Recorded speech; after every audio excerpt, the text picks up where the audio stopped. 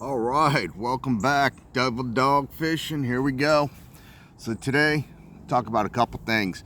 So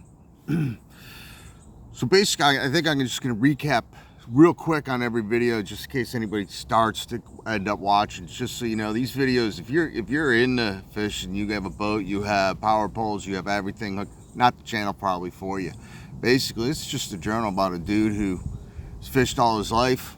Fish banks, fish canoes, and about a year ago started fishing tournaments on the Potomac, and kind of just journal my journey through local tournaments. Have no clue if I'll ever get to the BFLs, or even if I want to do one. Might do one just for a bucket list, but just to see where I stand up on local competition. So that's just kind of what these things are about. This way, you know, when I'm dead and gone too, my daughters can kind of watch me fish too. Kind of leave something for them. Ain't got no money to leave them, so not worried about growing the channel. Today, chat about two things. Basically, one of them's the tournament. Had a tournament this past weekend, ABA Open Series. This is a series that I'm kind of concentrating on doing well. This is kind of where I'm putting all my eggs in the one basket. Didn't do great, but not a lot of people did great either. So I'll talk into that, and then it'll also kind of tie into some boater courtesies to co-anglers. And I bring that up just because some of the stuff that happened this past weekend, and I'll talk about the guy and everything and go through that. But back to the tournament itself. So 23 boats I think there were with the American Bass Anglers Open Series. I'm not taking my boat. I'm not a boater. I'm doing the co-angling. This was I consider it the Chesapeake, but it's the Northeast River. So I had never fished this part. I've never fished that water before, never been up there. Definitely was an event on Saturday. So from my house, it takes about 90 minutes to get up there. It took about 3.5 hours to get home. I was coming down 95 through all those mass thunderstorms, close to tornado winds on Saturday. So I with the Open Series, got out there. I only caught 3 fish all day long, and only one of them was weighable. And to be quite frank, if it was the American or the American Fishing Tour ABA, I probably would have thrown it back and not even just gone. But I'm trying to get points. Again, it's just a cumulative thing with this division. Kind of do it all and actually see where it all lays out. So there was 23 boats, 14 co-anglers, and technically I came in 9th place, really out of 10 places. I looked at the standings were finally printed out this morning, and it was nuts. I think there was 4 or 5 guys got skunked. Only 4 guys caught their limit, and only like 1 or 2 caught 2, and then it was 4 or 5 caught 1, and then the rest was 0. So and the boater struggle too. You're talking, you know, with the heat wave, midsummer, they just weren't biting. So now the guy that won it for co-angler, he won it with a good bag, 12 pounds, 3 fish. That's pretty damn good. Usually 10 to 11 pounds is gonna win it, but 12, if you get 12 with 3-pound limit, guaranteed win. So tough day. The flip side of that is I weighed the fish so I could get points. So how this works is, you know, you get points obviously for fish weight, and that goes in the standings, but you get points for doing the tournament. So if, you know, hey, let's say you go out there and you only fish 2 tournaments, but your total weight is still more than everybody else after 4, that's not right. So they figure in, you know, So my first tournament I came in 6th. Second tournament I bombed and moved me back to 11th in points. So now for the Maryland division, looking at this morning, I'm not 100% sure. It's kind of confusing how they do it. The ABA in the Maryland division is, I don't know what's going on, but it's not kept up as some of the other leagues and stuff that I see going on around. So it's pretty curious how much they will have an existence in Maryland, because their numbers keep trying to shrink. But I ended up, looks like, 3rd. I'm number 3 in points for the Maryland division in the Open Series. Now, that's kind of cool, but at the same time, the American Fishing Tour, ABA, had a tournament on Saturday out of Smallwood, and a lot of guys that fished the Open Series out of Smallwood also fished the AFT, and a lot of the guys didn't make the trip to the Chesapeake or Northeast River up at, I think Aquia Marina or something. And I didn't see a lot of the guys from the AF and from the other Open Series in the AFT up there. So some of them may have actually stayed down in the Smallwood area on fish, which worked out for me. Now, from a national standpoint, I think there's 556 co-anglers, and I am 207. I'll take it. I mean, it's the first real year of doing it, so I'm in the top half. So we have one event left, and then the 2-day championship. So it's at the end of August. No, actually, it's in 2 weeks. I think it's August 19th or something for the last Open Series. That one's on the Potomac. That'll wrap it up, and then the 2-day championship is back up at the Northeast River, which, God, took me 3.5 hours to get home. So I'll probably stay up there, but on the way back hit those thunderstorms and it was crazy. So I caught my one fish, the first fish on Saturday, black popper, and really got it in the first 10-15 minutes. Now it was only like 4 or 5 inches, but I was like, okay, you get out there, you catch something, all right, there's fish here. Didn't get in. I don't even, we fished that area, and then we were fishing under a bridge, and I got another bite. Basically, I had 2 bites. I had one fish hit the top water, and I made the ultimate top water mistake. Wait for the pole to bend before you set the hook, and I tried to set the hook when I saw the splash, and so that didn't work out. And then I caught one on a dock, and that was it. And then the boater, he caught one. I mean, it was not until after 1 o'clock, and then literally the last 30 minutes we were fishing, he caught 2 under this dock that we had been casting under for a while. He didn't even weigh his in.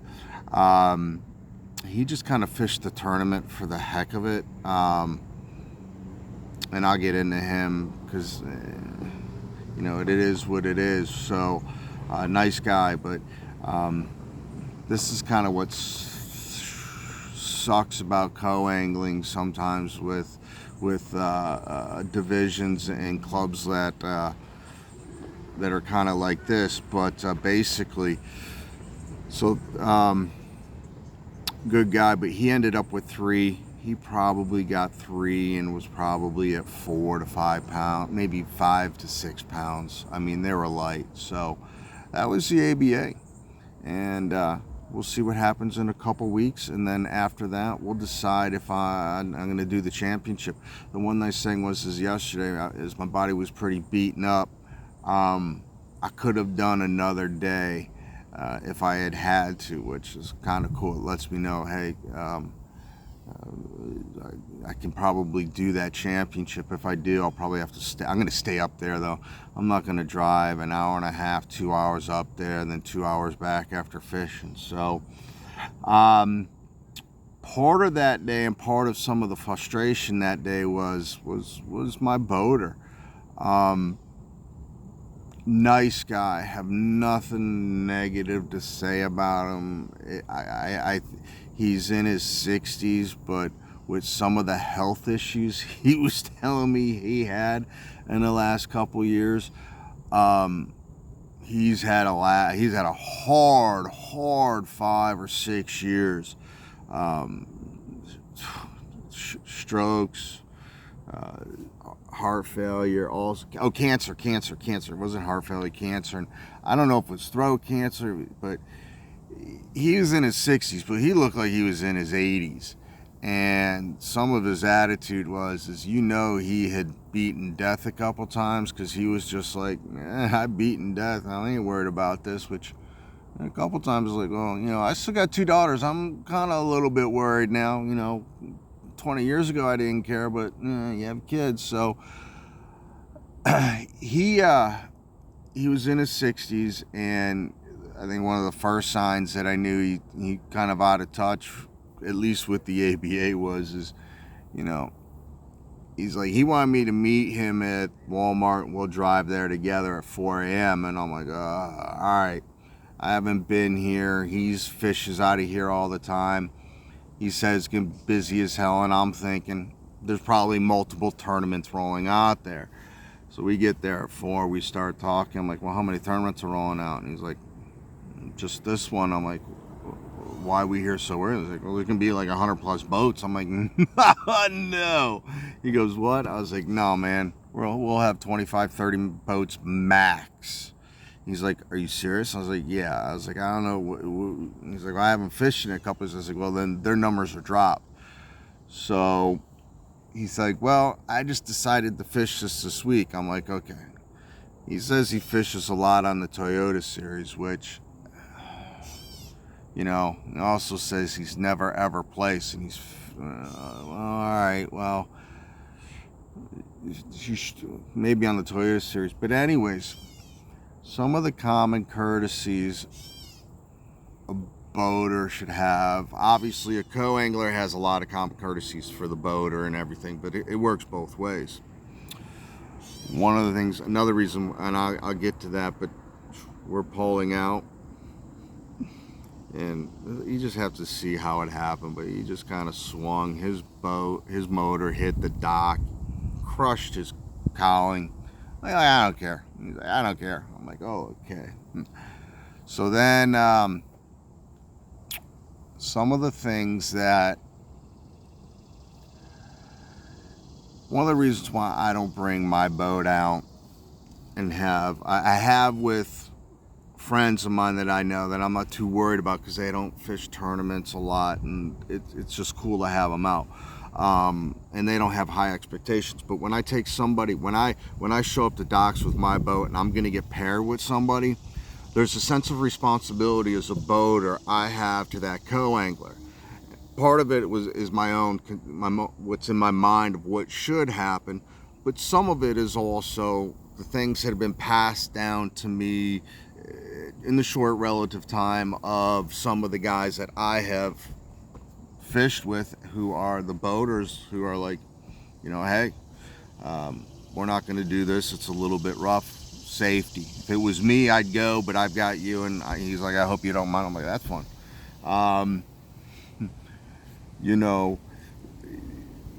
Some of the responsibilities is making sure, put them on fish.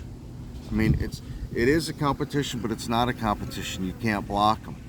So some of the things that he did, and here's the problem is I think the guy is just, like I said, there's some times and some instances where, he's like, look, man, I didn't buy this boat to sell it. When I go, the boat's going to get buried too. So he went into some place. Let me put it this way: he easily did between $1,500 and $2,000 in damages on his boat, really by just being careless. That's it. A brand new prop, and you know how many times we're in such shallow water where you're just over the rocks. The cowling, I mean, cowlings are at least what, $1,500, $2,000. So, you know, part of the responsibility of the boater is, like I said, safety, and that's just to go. I'm just saying that has nothing to pertain what he did, but you obviously you want to make sure you're responsible for the guy on the boat. You also want to try to get that co-angler on fish. Now, obviously, there's a bounds and there's a line where, yeah, the boater gets first crack at all the fish. He's the boater, he's up front, he's got it. But at some point, you as the boater can't be turning around and casting back towards the co-angler. If you're going to fish docks, you can't get so close to the dock that your co-angler can't even cast because you're casting up front. Those are probably things for a lot of boaters. I don't think he realized he was doing it. And the one time I almost went off on him, I had that bite on a topwater, and he literally flipped the boat around, and I was like, "Are you serious?" And he's like, "What?" I was like, "No." I was like, "That's mine." And he was like, and he kind of realized what he did, but like I said, I think he's just so naturally aloof from everything that he's dealt with in the last few years in life that it just didn't register with him. But it's a lot of these things that I was seeing are exactly why I don't take strangers out on my boat, because I also don't have the tools. We're in an area where he just gets down, sits down, and starts changing his equipment, and he doesn't anchor the boat. And it's like, all of a sudden, we're drifting in the middle of nowhere where it's basically up against the shore, and I'm looking at him, and he's like, and 15 minutes, I can't fish, because he just lets the boat drift right up onto the beach. It's like, "I'll be done in a few minutes." I'm like, "Dude, you had spot lock. Why couldn't you just hit spot lock, dude? That's it." You got to allow your angler to fish. It's part of the boater. You know, my boat, I don't have an anchor. I don't have spot lock.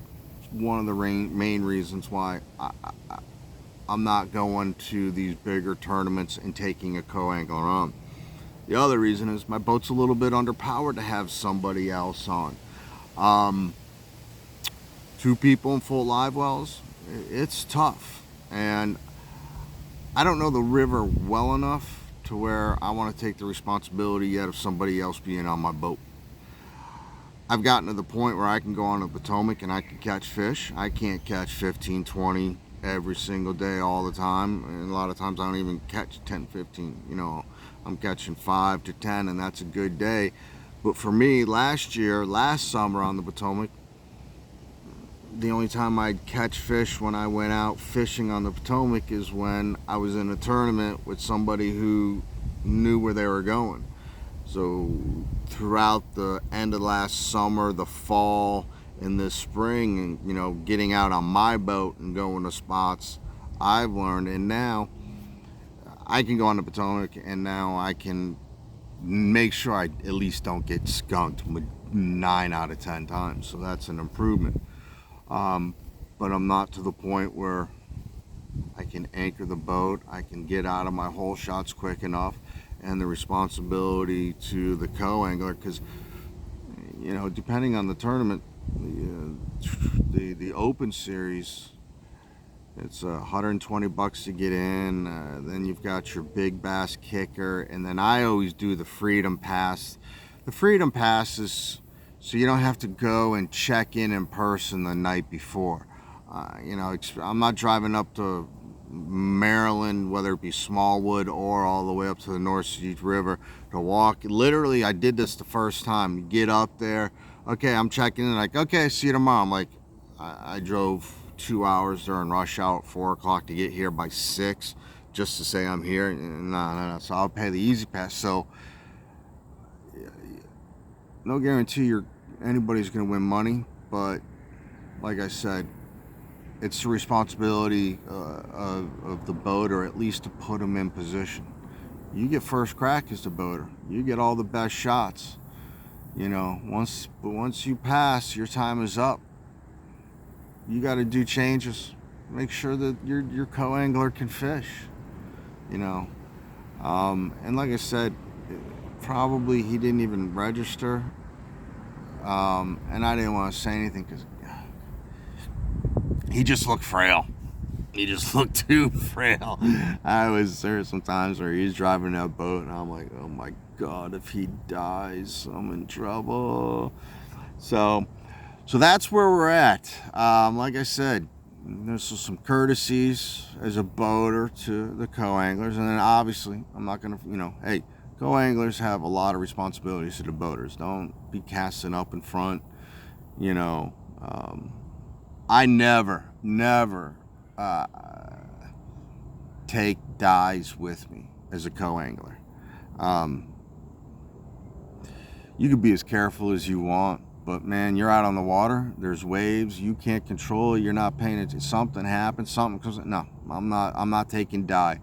I could tell you as a boater, that's probably something that really pisses a lot of boaters off, is when guys spill die. So when I did do an ABA and I didn't get paired, but when I did, that was going to be my one rule: no dies. If you got dye, keep it in your bag. Don't open it. Don't want dye on the boat. Now I have dyes, but it's my boat. But I also lay down a blanket, dip it, wrap it, and the dyes are almost more kind of a pain in the ass in the sense that you don't want to get anything stained. So as it looks, third in points overall, 207 nationally, one event left on the Potomac. I think it was August 18th or something. We'll see what happens. Then there's not many tournaments left. There's just like 1 or 2 tournaments, and then the season's over. So we may have to go from devil dog fishing to maybe some devil dog outdoors or something. We'll see. But finally got a subscriber. Woo! May do a guest appearance on a podcast this week. We'll see. That's if I get this up before Wednesday. I'll have to reach out and we'll see what happens. But until the next time, go out there, fish. This week in Northern Virginia might be really good because it's going to be in the low 80s. So that temperature drop may really turn the fish on. But until then, Semper Fi, hoorah, devil dog. We'll see you later.